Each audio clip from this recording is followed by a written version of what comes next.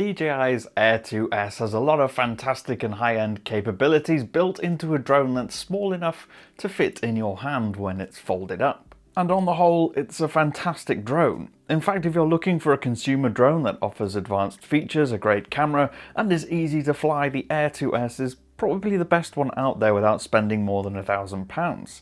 I'm Cam Bunton from Pocket-lint, and this is our review of the DJI Air 2S. If you could hit that like button, subscribe and tap the notification bell, that might just give me wings. Now, the biggest talking point of the Air 2S is that it has a new 1-inch sensor in the camera. It's the first time DJI has put one in a drone this small.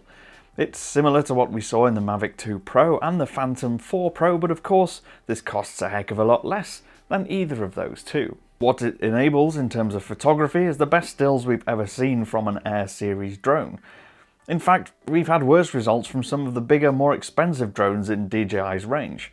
It gives sharp, vibrant images with great dynamic range. Even problematic areas like blue skies don't suffer too much noise, and it can focus on objects that are surprisingly close. Get the Fly More combo with extra batteries and a shoulder bag, and you also get a set of ND filters which are super useful, particularly on really bright days. So it takes great photos.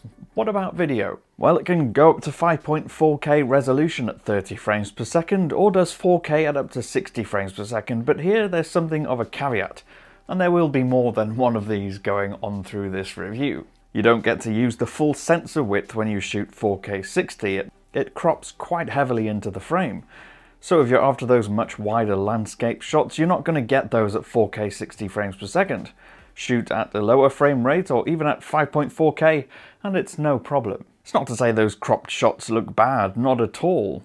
You'll still get a vibrant and detailed shot. Of course, with smoother animation, you're just missing some of the scene, which, again, you might decide you want in certain instances. Now, we did notice at times that there was some pretty noticeable rolling shutter effect. With slow moving and panning shots, it's not so much an issue. It's more when the drone is flying around a subject quickly, the edges and the background get quite jittery. The other thing that's of course worth mentioning is the digital zoom, which can go up to 6 times at certain resolutions, but once you push it past 2 times and get to 4 times, it does start to look quite ropey. DJI, of course, isn't just about the photographic and videography capabilities of a camera, it's also about all those high-end sensors and equipment that it puts inside the drones. What makes its drones so good is all the sensors that work together to make flying the drone as easy as possible.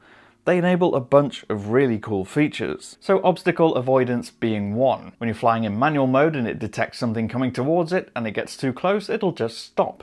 It won't let you crash into it. And it can sense obstacles from the front, from the back, the underside, and a new addition for the Air series, from above. More impressive than just stopping though is APAS. It's a system which, when enabled, will automatically find a path around an object in its way. If there's nothing but clear sky above the drone, for the most part it defaults to just flying over it. So if you try to fly into a mountaintop or a wall, it won't let you. It just makes its way over the top of it, keeping a safe distance. There's something of another caveat here though. This only works when you have the flight mode set to normal on the controller. It won't, for instance, work in cinematic mode. That's the one where the drone moves slowly for more cinematic style shots. In this mode, it just stops moving and bypassing isn't even an option in the settings. Then there are all the impressive automated flight modes, like Quick Shot, which has a number of different preset patterns. Rocket, for example, shoots straight up and Orbit goes around the subject. Droney goes up and away, and Helix is sort of a mix of all three. More impressive than all of them, however, is Master Shot. All you have to do is select your subject in Master Shot mode, hit start, and it'll set off and perform a handful of different automated and dramatic movements, keeping that person or location in the shot. The DJI Fly app can then also quickly chop together and edit with background music and make a video out of it, and you've barely had to lift a finger. Now, another couple of caveats here. While it's using all of its power to do these movements, it doesn't dedicate as much to video. So these are all shot in 1080p by default, not 4K or 5.4K. It also can't do any of the fancy obstacle avoidance stuff, so before starting, you have to make sure you're in quite a nice wide open area. The effect, however, once it's done its thing, is pretty incredible. You really don't need to be an advanced pilot to get some really awesome effects. Now, if you want some similar effects but you don't want to lose quality on your video, there is a sort of semi-automatic mode.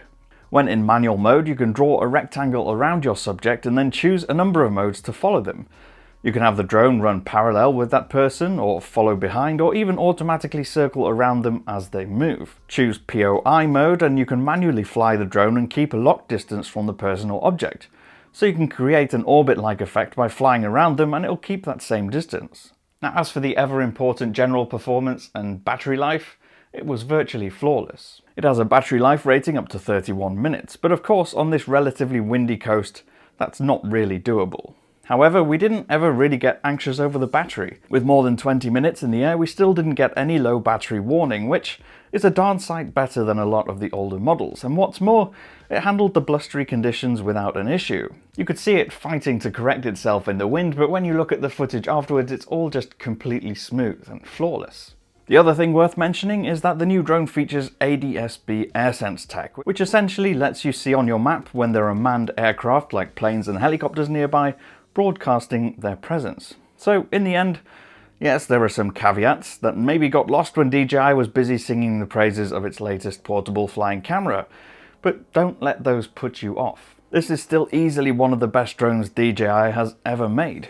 Squeezing top-end features and a great camera into a drone this small and affordable, and that works this reliably, even in quite windy conditions, is an achievement worth praising. Overall, and all things considered, it's probably the best high-end consumer drone on the market right now. I've been Cam, I'm at Cam Bunton on social media. Let me know your thoughts of the Air 2S. Do you like the look of it?